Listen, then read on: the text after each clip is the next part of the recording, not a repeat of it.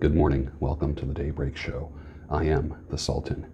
We'll get started, but first, Weiss brand coffee from the supermarket. Their premium big can of coffee.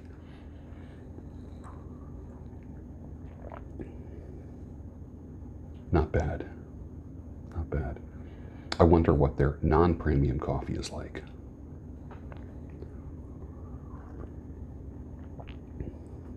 I like it.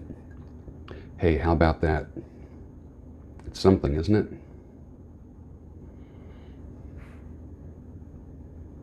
it? For someone who is older, divorced, widowed, and traditionally wired for commitment or marriage, like myself, I want you to consider 4 options. First one, relationship fasting. If you were in a relationship, it's a concept that I came up with probably a year and a half ago. Relationship fasting is when you are in a relationship and you take time off, but it's not time off from each other. That's the negative way of looking at it. The positive way is you're taking time off for yourself, which means you don't see each other every day. It could be a long distance relationship. It could be time where you are traveling. It's purposeful. It's kind of like the relationship version of intermittent fasting. It can work for some people. And you have to be comfortable with not smothering each other at all times. So you see each other during a very finite window of time. It can work. It can be just weekends. It can be just during the week. It can be weekends and one night during the week. Open-ended relationships are a possibility for many people, which means that the goal is not to get married, have a long-term relationship. The goal is to enjoy each other in the here and now, and not necessarily, how you doing there, little guy? Coming over to get some lovin'? Good boy. Daddy's good boy? You are, aren't you? Got to show some lovin' to your critters. Good boy.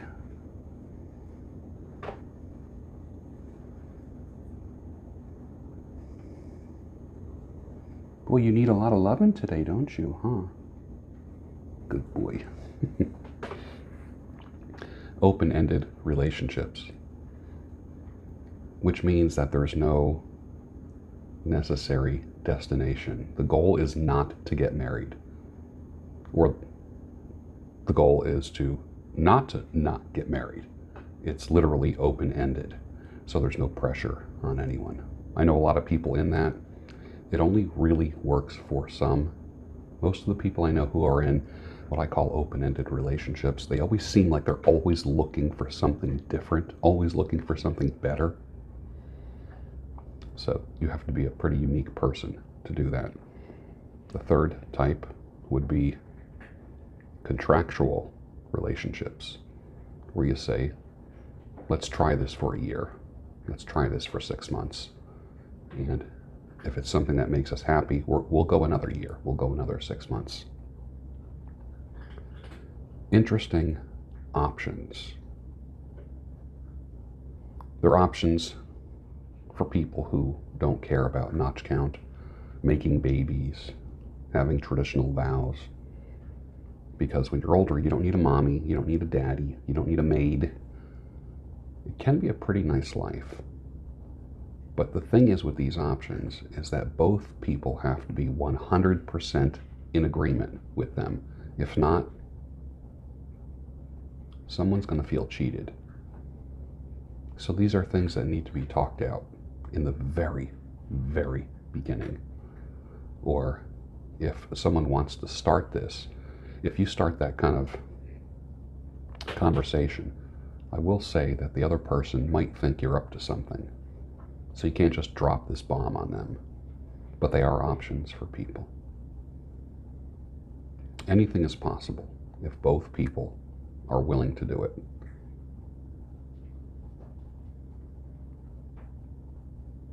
It's quite a 3-pipe problem and I beg that you don't speak to me for 50 minutes, said Sherlock to Watson. Theo, I must recommend that you start smoking a pipe. It does you a lot of good when you're out of spirits, as I quite often am nowadays. From a letter from Vincent van Gogh, writing a letter of encouragement to his brother. That was pretty interesting, right? The tables are turned a little bit. Vincent's doing the encouraging instead of receiving all the encouragement. What do you think of a hair professional that smokes, a stylist or a barber? I think it's gross. It doesn't matter how much Febreze you spray on yourself or cologne, how much you wash your hands, how many mints you put in your mouth. Now, I like an occasional cigar or a pipe, usually at night, usually on the weekends, never during the workday, never in the morning. But I see a lot of hair professionals doing it because I go to different places to get my hair cut, and I'll see a guy or a gal outside smoking. They see me walking towards the salon or shop, and they take one last drag and then throw the butt down and step on it, and then I see them washing their hands, and then they come over and say, "Can I help you?" To me, that's disgusting. I just don't want to smell smoke of any. I don't want to smell smoke or breath. That's why I don't eat garlic during the week. I just don't do it. I'm too close to people.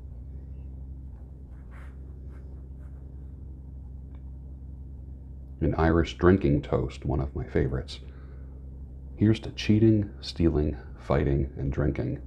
If you cheat, may you cheat death. If you steal, may you steal a woman's heart. If you fight, may you fight for a brother. And if you drink, may you drink with me. I like that. Did you come from a you need to get a job and do what I'm told kind of family? That is the hardest scenario to break out of. You grow up, you go to college or trade school and get a job, and then take a job where someone just tells you what to do. You have a boss. If you've been raised that way, which I was not raised to be an entrepreneur at all.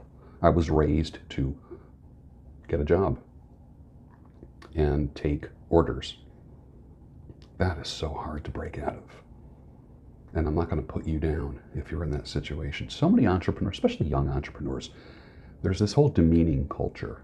Like, you're a pussy if you can't make it on your own. Or, listen, enough already, tough guy. You probably don't even have health insurance yourself, as proven by my poll that I took. 60% of everyone who is an entrepreneur or buy my course or buy my book doesn't have health insurance. You're one virus away from being broke. So shut the hell up, all of you, at least 60% of you. But that is a hard scenario to break out of. And I've taught people to do that. You might not want to marry the person once you spend a long time with them.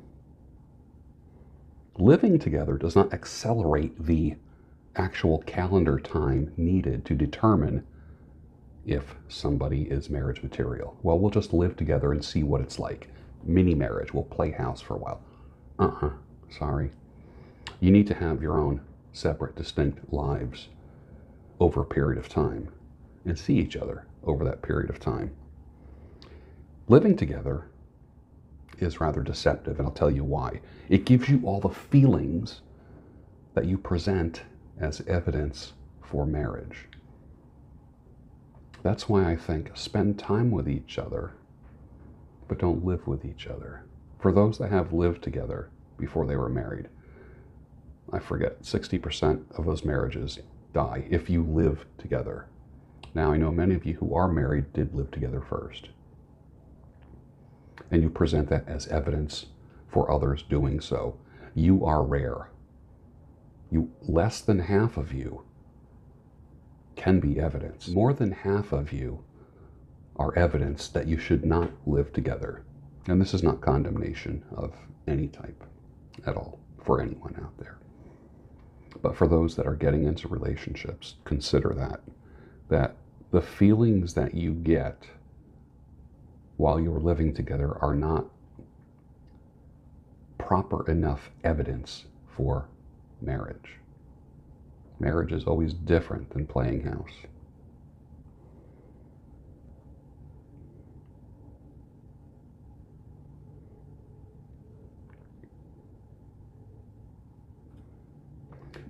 Did Whole Foods have a walkout yesterday? I know they were talking about having a sick out or a walkout because they weren't being protected from the you-know-what.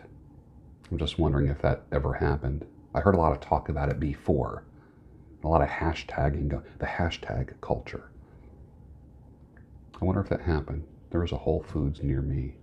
I wonder if they lost all their employees yesterday.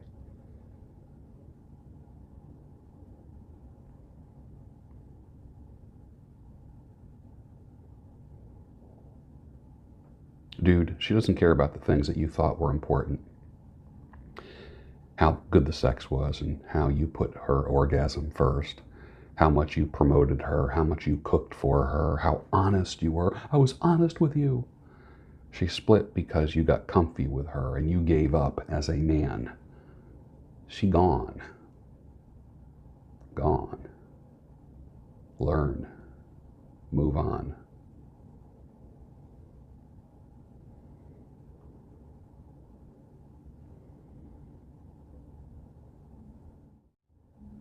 And with that, finish your coffee, and I'll see you tomorrow on the Daybreak Show, the home of sanity, clarity, and reason.